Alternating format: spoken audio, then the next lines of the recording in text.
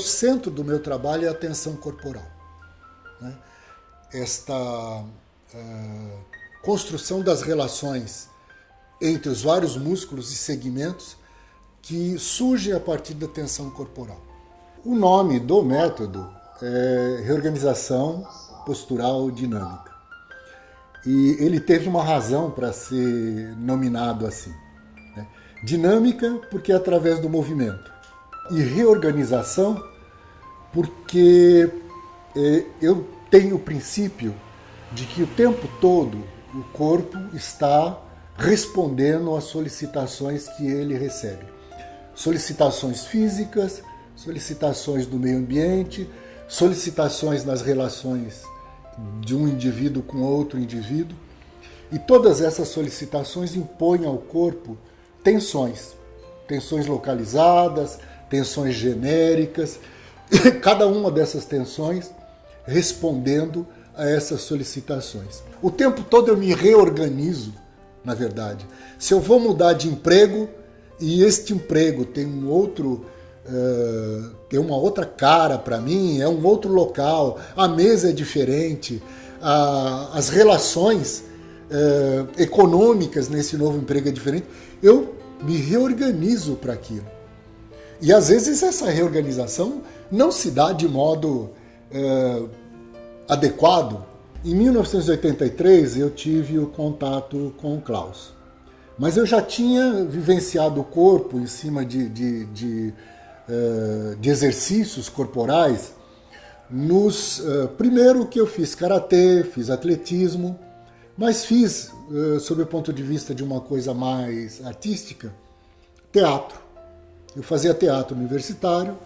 Neste período de teatro universitário, que foi na década da ditadura, né, de 70 até 1980, um pouco mais.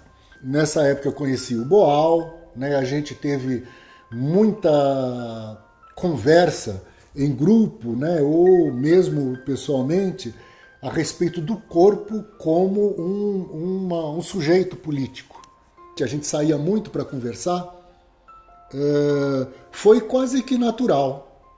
Era uma lembrança. Nossa, Klaus, você fala isso e tem tal e tal e tal informação da fisiologia de tal que tem a ver com isso que você está falando. O Klaus fez anatomia na Bahia, tal, na época que ele estava dando aula na UFBA, né? Ele fez anatomia. Mas é uma anatomia diferente da anatomia que tem um médico, né? O conhecimento anatômico que tem um médico. Tem uma série de minúcias que era fácil eu conseguir identificar no que ele propunha. Eu diria que o Klaus foi um indivíduo que fez com que eu me perguntasse. Ele apresentou a coisa de um modo tão interessante. O Klaus é um detonador de um processo que me permitiu coletar tudo que eu tinha, todo o que estava à minha volta e que eu tinha de construção, né? Tanto sob o ponto de vista de conhecimento teórico quanto conhecimento de corpo, né? Foi permitido nesse momento pela proposta que ele me apresentou. Teve um dia que eu estava andando na Rua Augusta, eu estava descendo a Rua Augusta e isso ficou marcado na minha lembrança. E as pessoas começaram a me olhar, tinha nego invocado, né, comigo. Aí que eu percebi que eu estava com a cabeça alta e olhando demais para as pessoas. Era um lance de invasão mesmo de espaço pessoal. Mas o que tinha acontecido, né, para esse comportamento corporal diferenciado em relação ao que eu costumava exibir? O que aconteceu? Eu assumi meu espaço social com muito mais intensidade.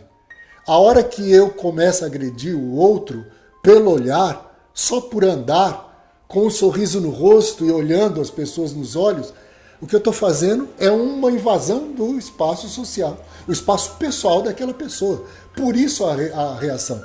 Então, no momento em que eu aprendo isso, eu tenho que aprender também a deixar meu espaço social maleável, ele não pode estar o tempo todo amplo, porque eu vou agredir pessoas. Quando eu olho o indivíduo nos olhos e ele reage, o que me lembra são as questões político-sociais que eu tinha com o Boal, que a gente tinha quando se falava desse teatro, do Teatro Jornal, sendo feito no ambiente e como uma proposta para que todos se inserissem naquele processo.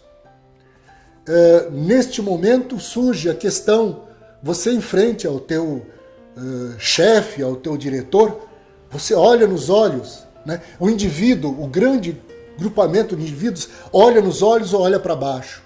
Que significado que tem isso? Quando eu olho para baixo e não olho nos olhos dele, que tensões se instalam no meu corpo? Tensões de dominação, tensões de reação, tensões de negação? Que tensões que se instalam? O que a gente vê comumente, que é desenhado e que a gente tem como mais estereótipo, é uma questão de dominado. A relação de dominado. Aquilo se instala imediatamente. Meu corpo se curva. Esta ligação do olhar com este novo comportamento corporal, o olhar inserido, logicamente, nesse novo comportamento corporal, e a percepção de que ele, de alguma maneira, todo mundo sabe que o olhar de uma criança, quando ela te olha nos olhos e ela não desvia os olhos, ela não tem nenhuma razão para desviar os olhos. Ela não está invadindo o teu espaço. E o espaço dela é um espaço amplo, é um espaço que não tem nenhuma contradição com o processo de vida que ela está tendo. Que reflexões que surgem, que negações surgem no momento em que isso começa a ser difícil. Até um adulto olhar o tempo todo para os olhos de uma criança que está olhando para ele, ele tem dificuldade, não é simples assim. Olhar nos olhos de uma criança e aguentar aquele olhar assim que é tão intenso. Então é difícil socialmente você encontrar olhares intensos. Quem fez isso acontecer foi Klaus. Foi Klaus, a proposta dele. Ele falava de pressão contra o chão.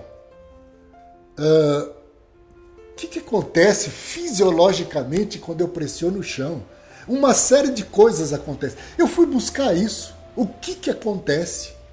O que antropologicamente isso significa? O que neurologicamente eu tenho como interferência nesse processo? E que tipo de resposta muscular eu tenho quando este processo se dá? Quando eu simplesmente pressiono o chão. A hora que o Klaus falava, empurra o céu da boca, quando você faz isso, você tem uma tensão mandibular que imediatamente se manifesta no abdômen, na cintura escapular. Por outro lado, se você empurra o teu pé no chão, imediatamente você tem uma resposta mandibular de assentamento. A mandíbula se coloca de um modo muito adequado ao possível. Pouco tempo atrás eu tive em contato com o pessoal da Odonto. Eu conhecia o diretor da área de prótese da Odonto, da USP. E a gente estava conversando e ele falou, poxa, aparece lá, né, conversa com o pessoal. E tinha a história da mandíbula como processador da tua postura. O dentista, o odontólogo, ele trabalha muito com essa hipótese. Ela é quase determinante, né? Eu não enxergo ela como determinante, eu enxergo como determinada. Eu passei inicialmente uma informação para ele, que esse processo, vamos dizer, postural, individual, ele começava a ser principalmente, ou com mais intensidade, sofrer interferência do ambiente a partir dos 2 anos e meio, 3 anos de idade. Por quê? Até esse momento, a criança ela está se investigando. ela está aprendendo a ficar em pé, o corpo dela está aprendendo as curvas da coluna, né? Nesse momento ela está se construindo. Aos 3 anos ela consegue ficar em pé. 2 anos e meio, algumas crianças aos 2 anos, mas aos 3 anos ela deve ter concluído o seu estar em pé. A hora que ela conclui esse movimento de estar em pé, todas as curvas estão feitas e é lógico que esse processo de interferência se inicia antes, mas é nesse momento que a imitação, que o outro começa a ser parâmetro de cópia. Até aquele momento ela tinha que levantar do chão, ela tinha que apoiar a mão num local para suspender o corpo. Então era uma investigação muito pessoal. Só que aos 3 anos de idade uma série de coisas acontecem. O primeiro não. Nesse momento, toda a arcada está se constituindo. Ela está terminando o processo de constituição dela. Os núcleos dentários definitivos estão se consolidando. E nesse momento a mandíbula toma um aspecto que já é muito semelhante àquele aspecto que ela vai apresentar no adulto, no adolescente, no adulto. Na hora que eu coloco, que eu trago essa atenção, como que eu estou me sentindo? A hora que eu aperto mais meus lábios, como que eu estou me sentindo? A hora que eu olho para baixo, como eu estou me sentindo? Tudo isso vem ao mesmo tempo. Aliás, isso é interessante, porque a educação somática propõe ao corpo, o indivíduo, que ele se encontre, que ele tome consciência de si. Eu não tenho dúvidas que é um processo educacional. Né? É um processo educacional no sentido de que há uma proposta com novas, que apresenta para o indivíduo novas possibilidades e este indivíduo apreende essas possibilidades ao tempo que aprende. E ao tempo que ele cede àquele que está propondo informações a respeito dessa apreensão. Eu não tenho dúvidas, até por ser médico, de que o processo terapêutico ele solicita algo que tem que ser corrigido. Eu preciso identificar algo que está errado, que está incorreto, que está inadequado e tentar fazer uma correção disso. Isto é que eu enxergo como terapia e processo terapêutico. Isto não me parece ser o que acontece nos processos educacionais, corporais. É um processo educacional nesse sentido.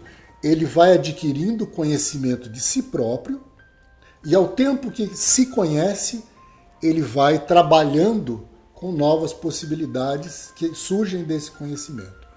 Eu não tenho dúvidas de que o trabalho de investigação corporal é um trabalho político. O trabalho que coloca o indivíduo numa situação de passividade, ele está contribuindo para o comportamento político desse indivíduo, tanto quanto um trabalho que coloca o indivíduo numa situação de reflexão e de reação, né, ao que acontece no seu entorno. Mas veja que coisa interessante. Isso foi, para mim, muito educativo lá na Universidade Federal. O grupamento de alunos que a gente tem lá são oriundos da região. Aquela região é muito pobre. No entanto, esses garotos, eles têm uma capacidade reflexiva que surpreende. Se eu chamo a educação somática de processo educacional, ela tem que se aproximar do indivíduo de modo que ela possa ser apropriada por esse indivíduo. Eu enxergo muito como um processo de apropriação. Quando eu trabalho com a educação somática, com este grupamento que está alijado dessas facilidades, eu tenho que enxergar esse grupamento, eu tenho que enxergar aquele indivíduo e mostrar para ele tanto isso, que é a possibilidade, quanto trabalhar com o possível, com o potencial. Educação somática não é nada mais do que isso, né? Você enxergar o potencial que o outro tem.